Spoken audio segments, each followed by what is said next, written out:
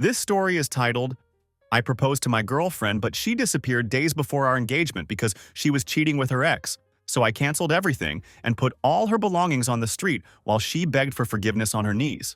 Hey everyone, I'm a 28-year-old guy who works as an account manager at a marketing agency. Up until recently, my life was pretty solid and stable. I had a good job, a great relationship, and everything seemed to be falling into place perfectly. That all changed when my fiancée disappeared and didn't answer my calls for days. For a terrifying moment, I genuinely thought I'd find her dead in a ditch somewhere. My mind went to all the worst-case scenarios. Car accidents, kidnapping. Something horrible had happened to the woman I was supposed to marry in just over a week. But no, it turns out she just needed some space. With her ex-boyfriend. Let me tell you exactly what went down, because this whole situation is still hard for me to believe actually happened.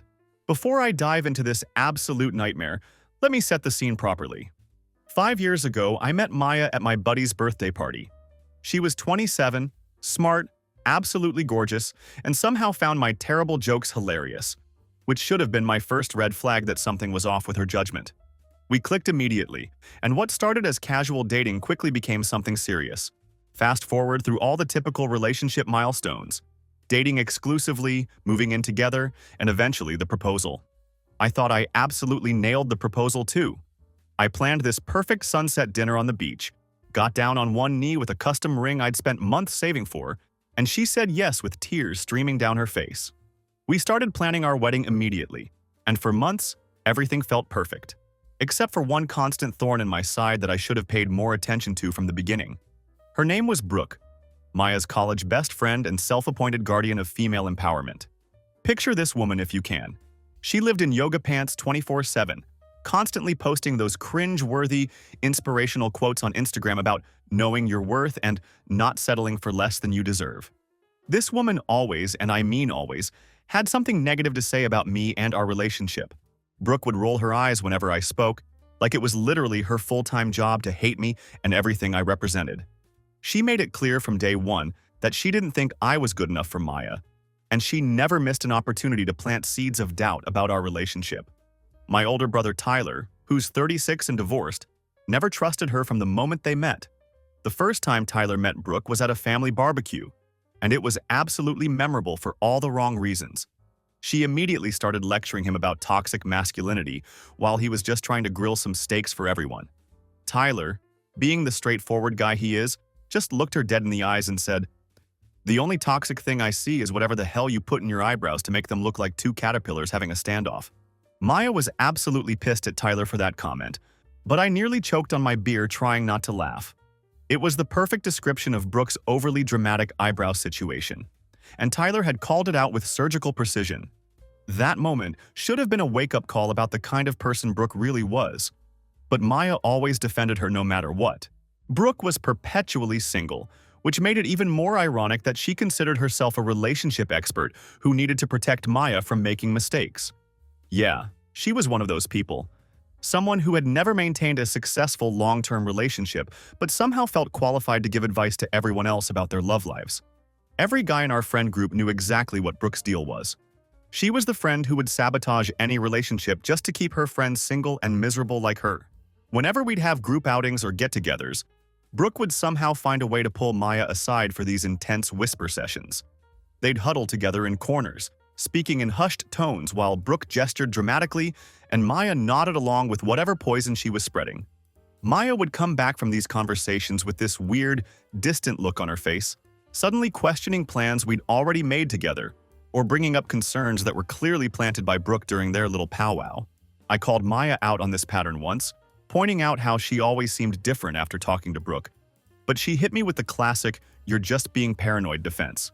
She insisted that Brooke was just looking out for her and that I was imagining things. But it was so obvious what was happening. Brooke was like that one coworker who never actually does anything productive, but somehow ends up on every important email chain, stirring the pot and adding unnecessary drama to everything. Brooke was useless, loud, and constantly trying to add value by creating problems where none existed. Her whole personality was basically just a walking BuzzFeed quiz about red flags in relationships. She'd analyze every little thing I did or said, turning innocent comments into evidence of some deeper character flaw. If I suggested a restaurant for dinner, Brooke would somehow interpret that as me being controlling. If I didn't have an opinion about something, she'd claim I was being passive-aggressive. There was literally no way to win with this woman. I should have seen the warning signs when Brooke started showing up unannounced at our apartment more frequently as our wedding date approached. She'd arrive with these elaborate Pinterest boards of alternative ceremony ideas that always seemed to involve pushing our date back for some reason or another. Or she'd bring over these documentaries about finding yourself before settling down that would leave Maya weirdly quiet and contemplative afterward. Looking back, it's so clear that Brooke was systematically undermining our relationship and planting doubts about marriage in Maya's mind. Our wedding was just a week away, 8 days to be exact. We had spent months planning this thing, going over every single detail until I could recite the timeline in my sleep. That particular evening, I was sitting in my apartment waiting for Maya to show up for our final venue meeting. We had to go over table placements, finalize meal counts, and handle all that boring administrative stuff that suddenly becomes your whole life when you're getting married. 8 o'clock rolled around, and there was no Maya. This was weird, but I figured maybe she got stuck in traffic or had to stay late at work. I should have known something was seriously off when I realized she hadn't sent me her usual Venmo request for her daily, overpriced chai latte.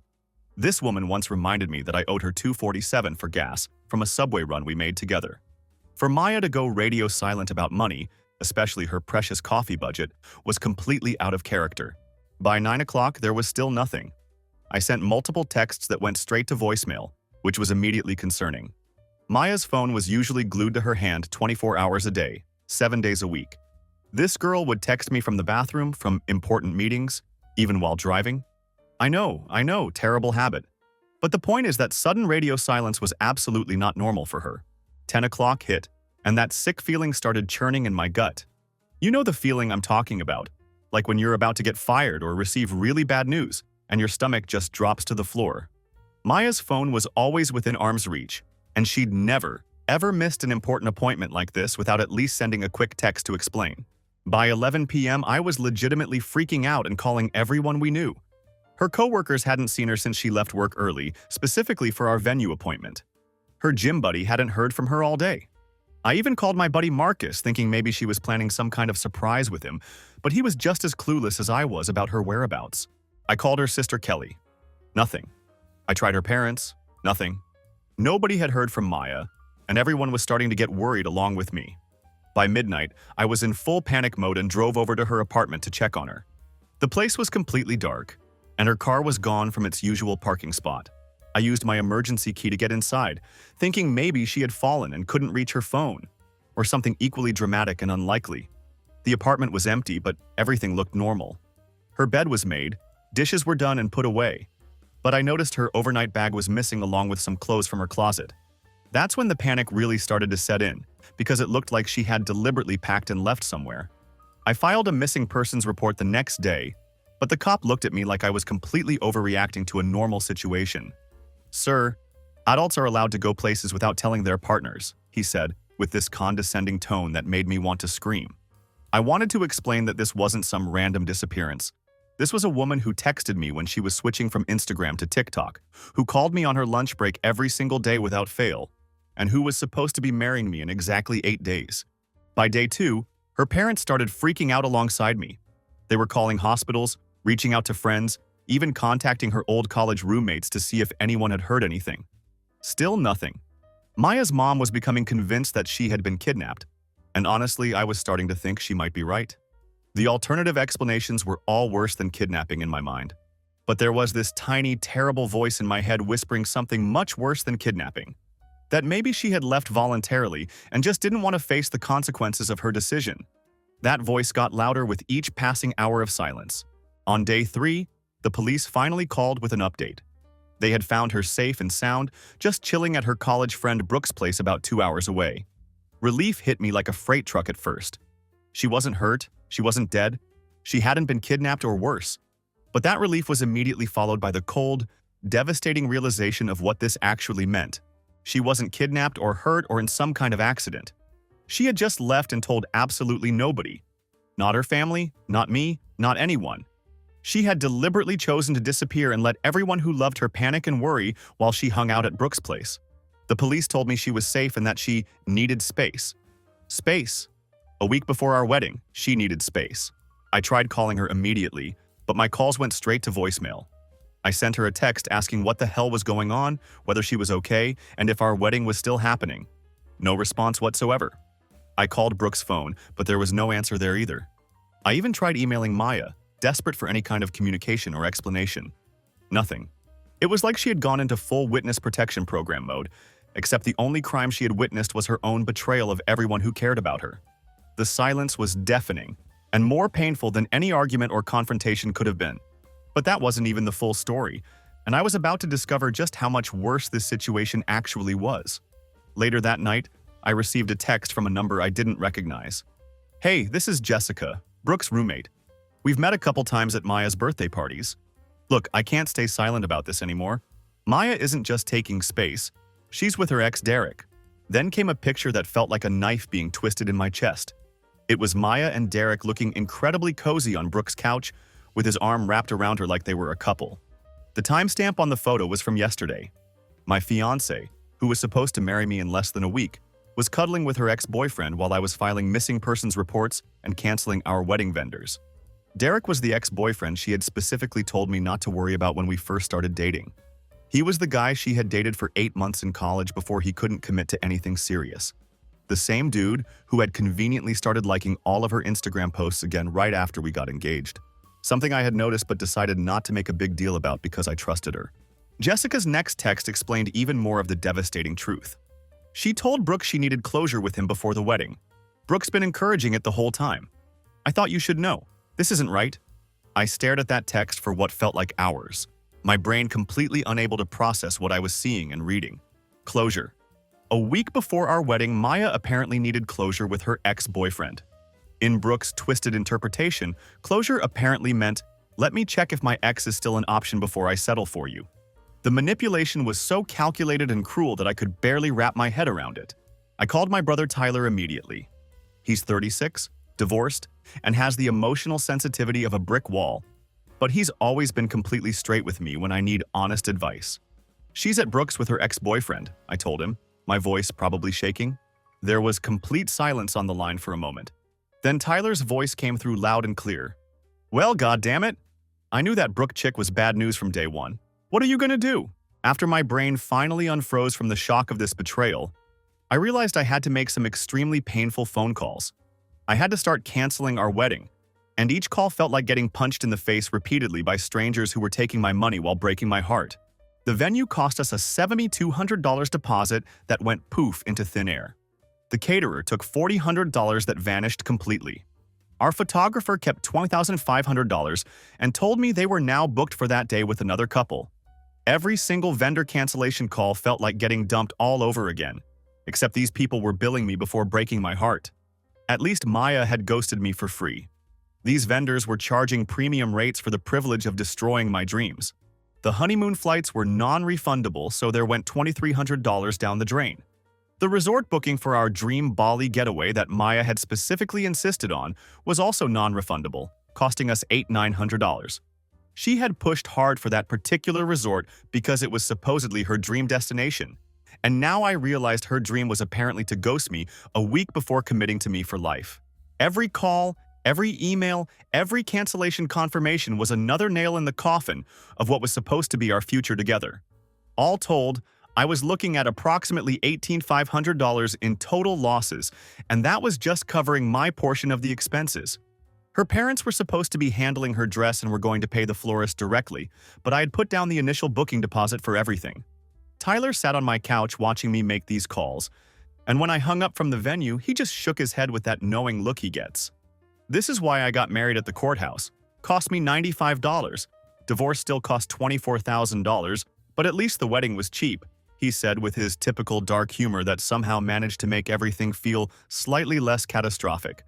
Then came the even more painful calls to family and friends. I had to tell everyone that the wedding was off, though I didn't mention Derek to anyone at that point. I just said things didn't work out, which felt like the understatement of the century.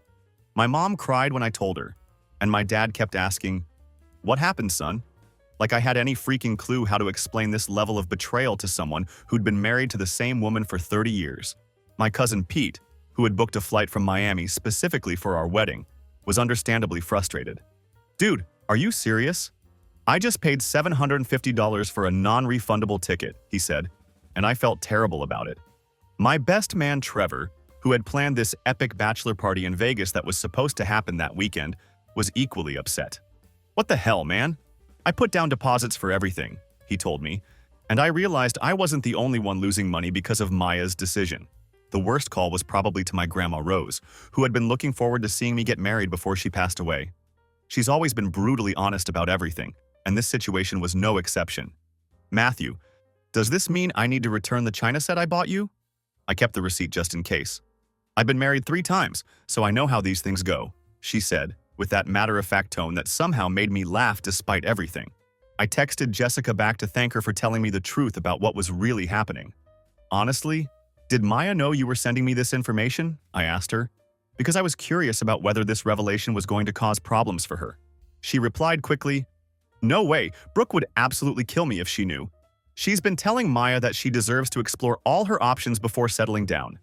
Brooke's been bad-mouthing you for years, constantly convincing Maya that she was rushing into marriage. It's been toxic as hell to watch." So while I was busy picking out wedding cake flavors and finalizing seating charts, my fiancé was being systematically poisoned against me by her toxic best friend and reconnecting with her ex-boyfriend. Cool. Just absolutely fantastic. Then there was the matter of the engagement ring. A 1.8-carat princess cut with vintage-inspired setting that had been her absolute dream ring. It cost me $18,200, which represented months of saving and careful budgeting. I took it to a jeweler and managed to get $11,600 for it, which was less than I had hoped for but more than I had feared given the circumstances. That money went straight toward offsetting my massive losses, though it barely made a dent in the overall financial devastation. The jeweler was an older guy named Sewell, who gave me this knowing, sympathetic look when I brought the ring in. "Let me guess. She changed her mind?" he asked. When I nodded, he sighed deeply. "Happens more than you'd think, kid. Had a guy in here last week selling a ring he bought 4 years ago. Found out his wife was having an affair with her CrossFit instructor. Life's a bitch, kid." I packed up every single thing of Maya's that was in my apartment. Photos, clothes, that stupid carnival teddy bear I had won for her at a county fair during our 2nd month of dating. Everything went into boxes, carefully labeled and ready for whenever she decided to show her face again and collect her belongings. While going through her stuff, I found one of those ridiculous self-love crystals tucked away in my drawer, the kind that supposedly wards off bad energy and promotes positive vibes. I guess it must have expired before she ran off with her ex-boyfriend, because it clearly wasn't doing its job. I considered taping it to the top of one of her boxes as a little parting gift, but decided against it. I also printed out that picture Jessica had sent me of Maya and Derek cuddling on Brooke's couch and tucked it into the box with our wedding invitations. A little time capsule of betrayal for her to discover when she eventually came to get her things. Tyler helped me pack up her belongings, and he picked up a framed photo of the 2 of us from our last vacation together. He snorted and shook his head. "Look at your face in this picture. That's the face of a man who doesn't know his fiancée is about to pull a Houdini on him. You should have seen it coming when she put that live laugh love sign in your bathroom," he said, which actually made me laugh despite everything. While sorting through her things, I discovered a journal she had left behind. I'm not usually the type to snoop through someone's private thoughts, but given the circumstances, I figured all bets were off at this point. Flipping through the pages, I found entries from about 4 months ago where she had written about seeing Derek at a coffee shop by coincidence, and how it had stirred up old feelings that she felt she needed to process. There were multiple pages about Brooke encouraging her to explore these emotions before getting married, with detailed conversations about whether she was settling for security instead of true passion. Reading those words felt like being stabbed repeatedly with a dull knife. She had been planning this emotional affair for months. This wasn't some sudden case of cold feet or wedding jitters. This was a calculated decision to test drive her ex-boyfriend before committing to me, and Brooke had been the architect and cheerleader of it all. I added the journal to the box with the rest of her belongings. It served as evidence, not that I needed it for my own peace of mind since the picture from Jessica was damning enough, but just in case anyone tried to spin this narrative to make me look like the bad guy in this situation. Day 4 of what I had started calling the Ghost Bride saga arrived with still no direct contact from Maya herself. However, her parents started calling me, demanding to know why I was canceling everything without giving their daughter a chance to explain herself. I told them their daughter was at Brooke's house, deliberately ignoring my calls, and had effectively abandoned our wedding. I didn't mention Derek at that point. That wasn't my story to tell. Her father, Robert, actually had the audacity to say, "Young people get cold feet sometimes, Matthew. It's perfectly normal. Maya's always been sensitive. You should be more understanding of her emotional needs." Understanding? I had literally filed a missing persons report because their daughter couldn't be bothered to send a single text before running off with her ex-boyfriend a week before our wedding. But sure, I was apparently the unreasonable one in this situation. 6 days of complete silence passed with absolutely nothing from Maya. Then the other shoe finally dropped. I was at work in the middle of an important client meeting when my colleague Sandra poked her head into the conference room. "Matthew, sorry to interrupt, but you have a visitor who says it's urgent," she announced with an apologetic expression. I walked out to the reception area, and there she was, Maya, standing in my office lobby looking like she had been crying for an entire week. Her eyes were puffy and red, her hair was a complete mess, and she had that defeated look of someone who had been put through an emotional blender. "Matthew," she said, her voice thick with tears as she tried to step forward for a hug. I immediately stepped back, maintaining distance between us. "What are you doing here?" I asked, keeping my voice low and professional since we were in my workplace. Sandra at the reception desk was suddenly very interested in her computer screen, though I could tell she was listening to every word of this conversation that was about to unfold. "We need to talk," Maya whispered, tears starting to well up in her eyes again. "Please, it's all been a horrible mistake. I know I messed up badly, but I need you to understand what happened." "A mistake?" I looked at her with complete disbelief. "Ghosting me and your entire family a week before our wedding to hook up with your ex-boyfriend is a mistake? Forgetting to buy milk is a mistake, Maya. This was a tactical nuclear strike on our relationship and everyone who cared about you." "I know." I freaked out completely. I got scared about the wedding, and Brooke said some things that made me panic. "I didn't know how to face you afterward because I was so ashamed of what I had done," she said, reaching for my hand. I pulled away before she could make contact. "Matthew, I still love you. I want to fix this and make it right between us," she continued, desperation creeping into her voice. "Fix this?" I said, the disbelief clear in my tone. "Maya, there's nothing left to fix. It's completely done. I canceled everything. The wedding is off permanently, and there's no going back from what you did." Her face crumpled for a moment, then quickly morphed into something harder and more defensive. "You can't do that without consulting me first. That was our wedding. Those were our plans that we made together. Plans that you abandoned when you disappeared without a word," I replied firmly. "I needed space," she said, her voice rising now and drawing more attention from the office staff. "Closure with Derek. You never understood that I needed to resolve things with him. You were always hovering, always wanting to know where I was and what I was doing. So now I was apparently the controlling boyfriend for, let me check my notes here, wondering where my fiancé had vanished to a week before our wedding." The audacity was absolutely breathtaking. "And what about Brooke?" I asked, watching her reaction carefully. "Will she be at the rebooked wedding too?" Maya's eyes widened slightly, clearly caught off guard by the question. "Brooke was just trying to help me sort through my feelings. She's always looked out for me and wanted what's best for our relationship." "Yeah, I bet she has," I said flatly. "Your feelings seem to have led you to some very interesting places during your soul-searching journey." She looked confused for a second, then quickly tried to recover. "I just needed time to think, to be absolutely sure about everything. You owe me that at least, Matthew, after 6 years together. You owe me the chance to explain what really happened." "I don't owe you anything, Maya," I replied firmly. "You made your choice when you disappeared." "You're being completely unreasonable," she snapped, her mask finally slipping completely.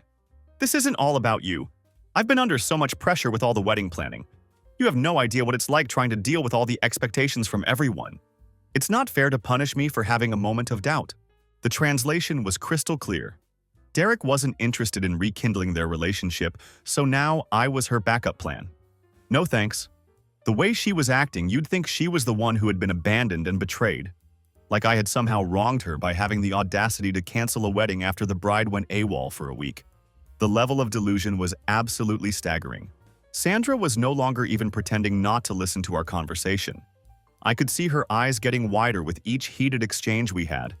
Tomorrow's office gossip was literally writing itself right in front of her, and I'm sure this would be the most dramatic thing to happen in our workplace all year.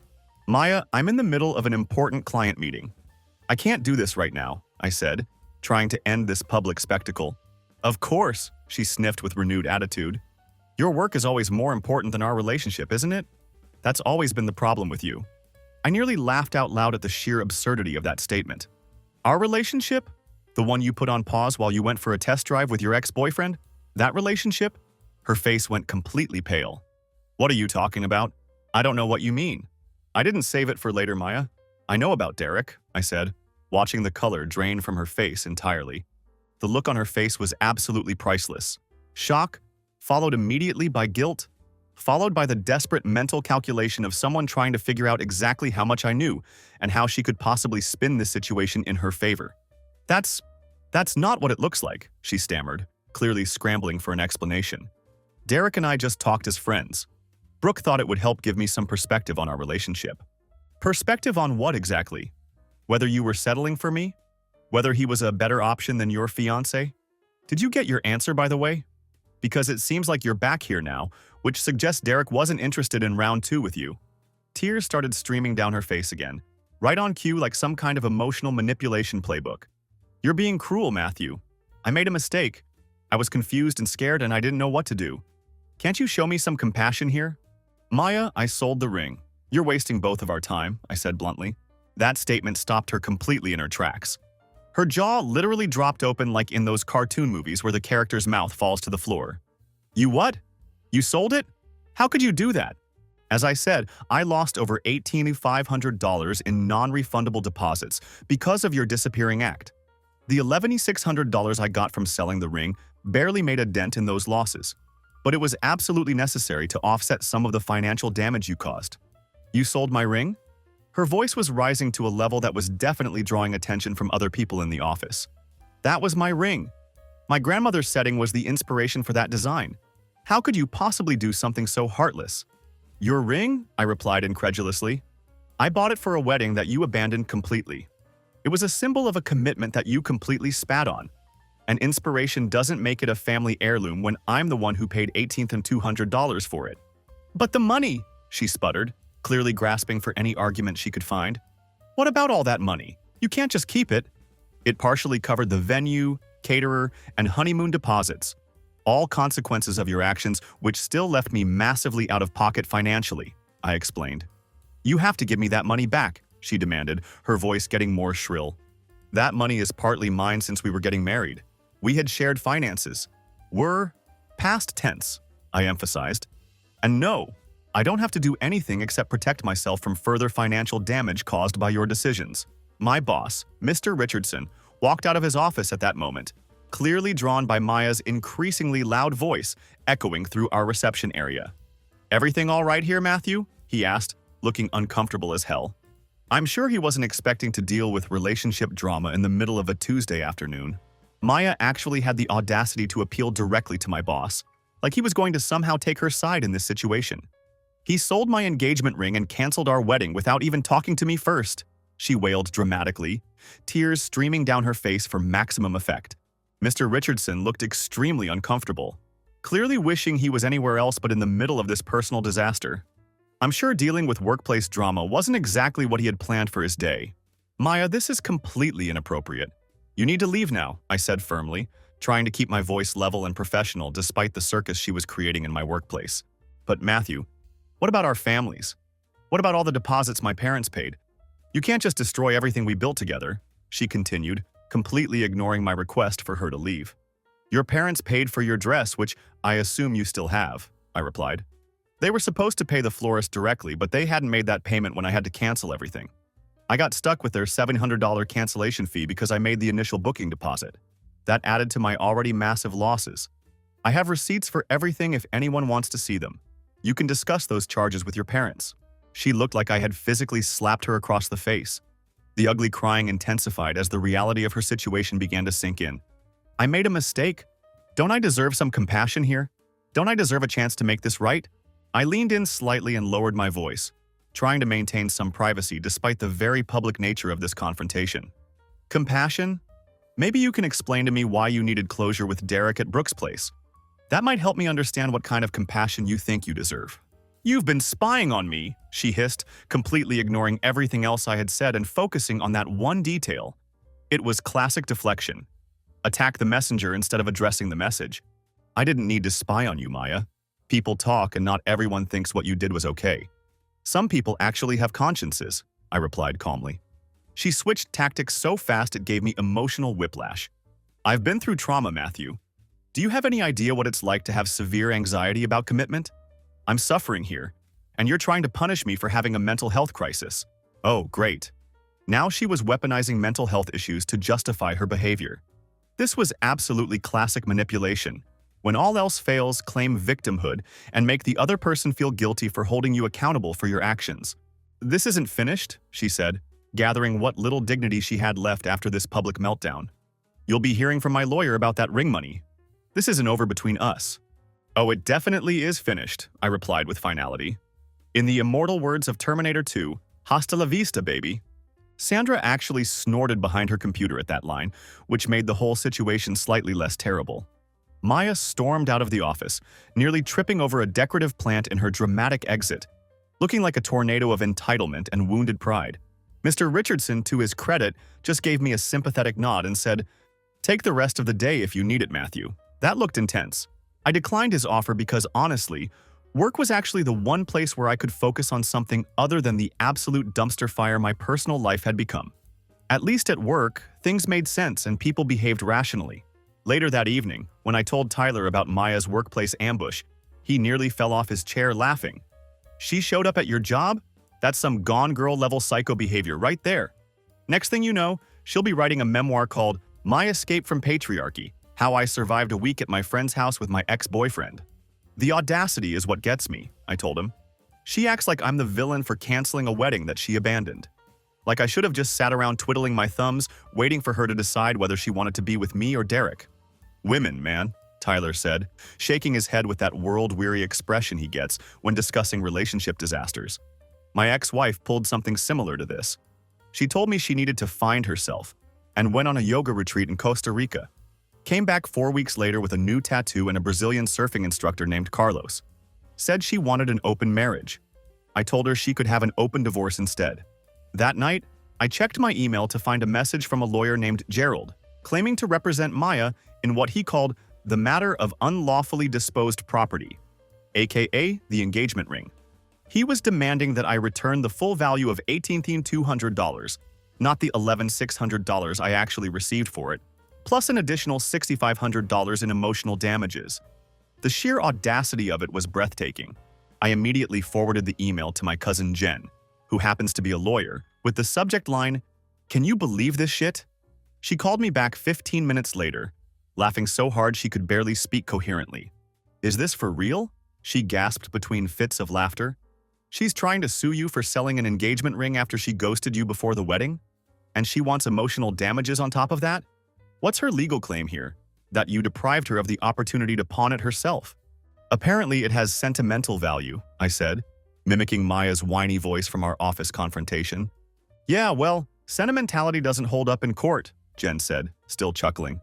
"Engagement rings are conditional gifts contingent upon marriage happening.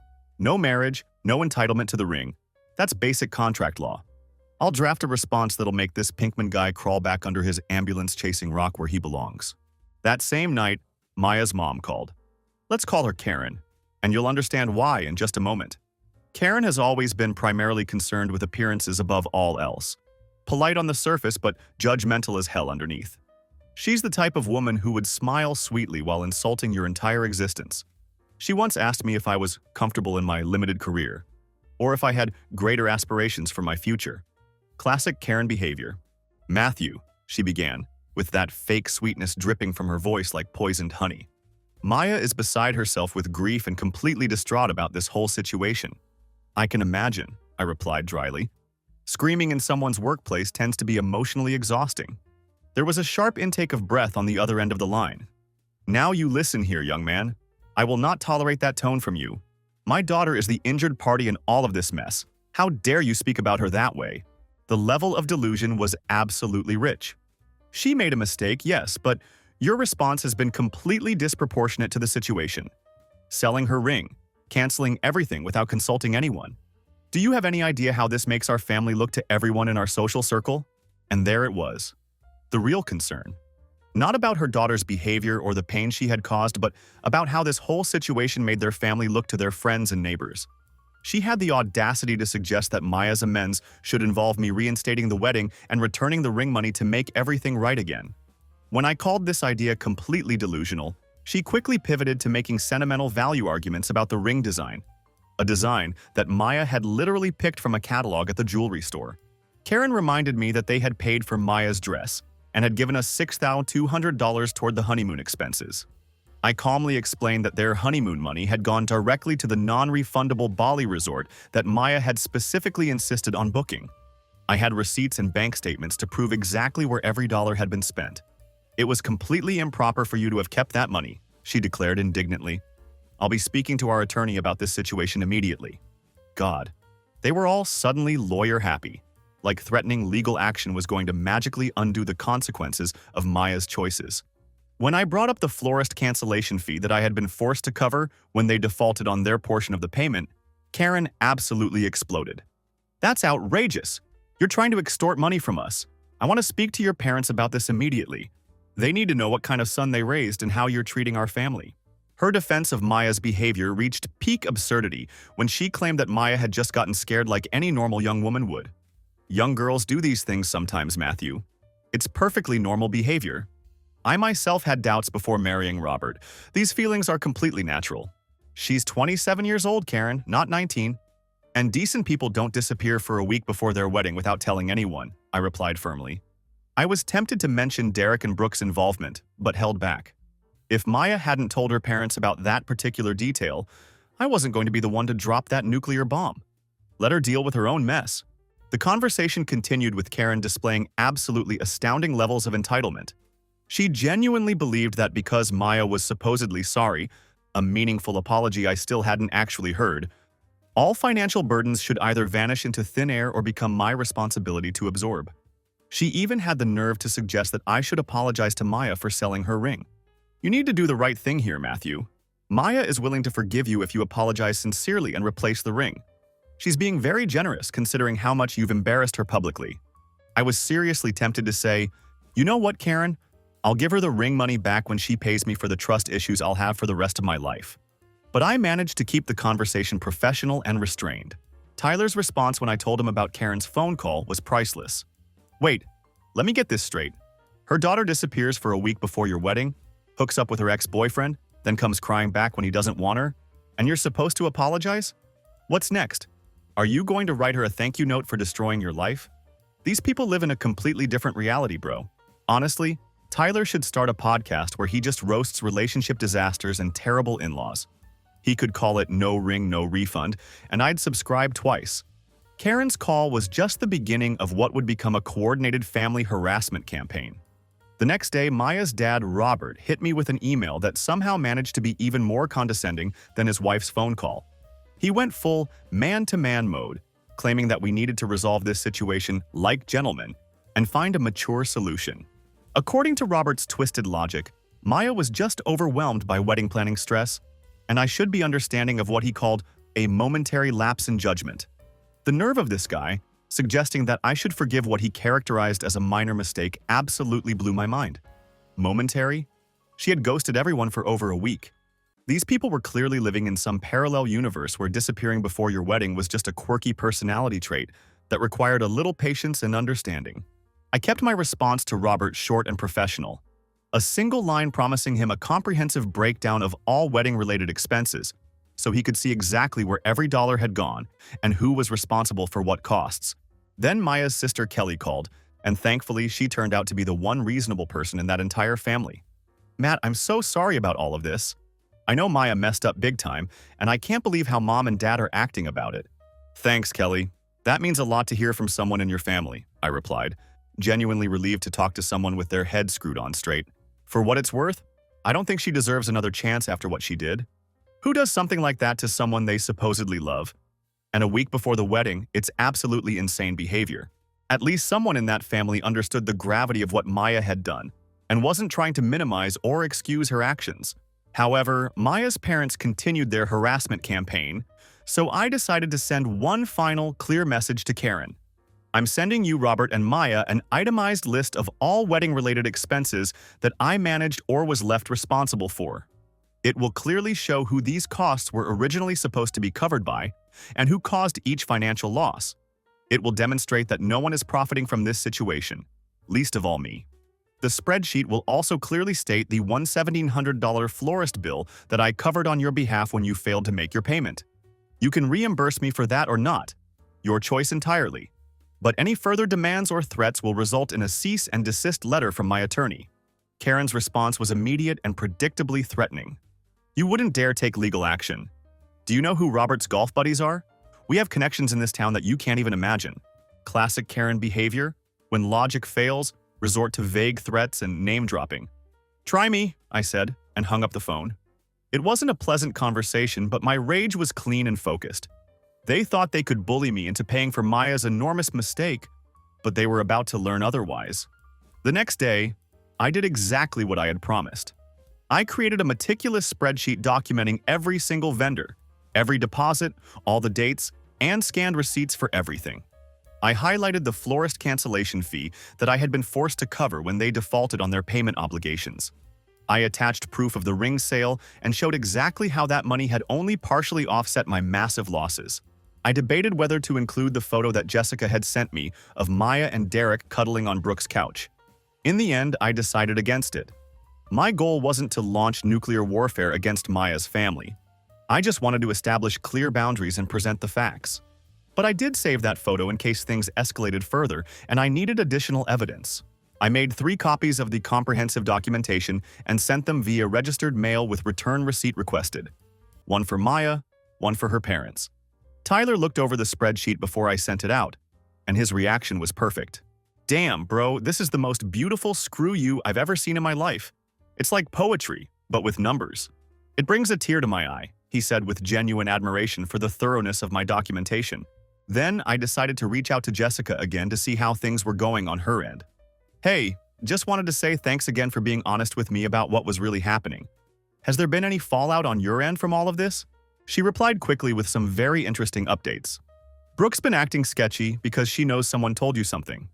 Maya moved out yesterday after having a huge fight with Brooke. Apparently, Derek made it crystal clear that he was just having fun and wasn't interested in getting back together seriously. Brooke told Maya she deserved better than both of you guys. The whole situation is toxic as hell. The irony was absolutely perfect. Brooke had systematically blown up Maya's life just to prove some twisted feminist point about not settling, then immediately kicked her out the moment things got inconvenient and messy. It was loyalty sponsored by TikTok therapy sessions and $15 iced lattes. So Maya wasn't even staying with Brooke anymore. After her dramatic office stunt, the falling out with Brooke, and Derek's rejection, she was back living with her parents like a teenager who had screwed up badly. My spreadsheet would be landing right in the middle of that family reunion, which was perfect timing. The next day, I was working a long shift at a construction site, and I didn't get home until around 8 p.m. Immediately, something felt off about my apartment. The air smelled different, like Maya's distinctive perfume was lingering in the space. Maya had definitely been there while I was gone. I had texted her earlier that she could pick up her belongings from the boxes I had packed in the living room while I was at work. I told her to just grab her stuff and go, and that I'd leave the door unlocked between 10 a.m. and 6 p.m. to make it convenient for her. Apparently, she had decided to wait until later than that window. I walked into my home office and immediately froze in absolute shock. My custom gaming PC, the one I had built myself and spent thousands of dollars on, the machine that had gotten me through college and countless late nights, was completely destroyed. The tower was lying on the floor with the side panel completely bashed in and components scattered everywhere like a technological crime scene. Someone had clearly taken a hammer or baseball bat to it with serious intent to destroy. Water from the cooling system was pooled on the floor around the wreckage, creating an even bigger mess. My hands were literally shaking as I picked up a piece of what used to be my graphics card. It was a fine $500 RTX card that I had saved for months to buy, and now it was snapped completely in half like a broken toy. There was a note stuck to my monitor that read simply, "Now we're even." Even? I was seeing red, but I forced myself to think strategically before reacting emotionally. I called my neighbor Jeff, who has one of those Ring doorbells that faces toward my apartment building. Jeff, any chance your doorbell camera caught anyone coming to my place today? I think someone broke into my apartment. Yeah, actually, your girlfriend stopped by around 6:30, he replied. Thought that was kind of odd since, ex-fiancé and all that.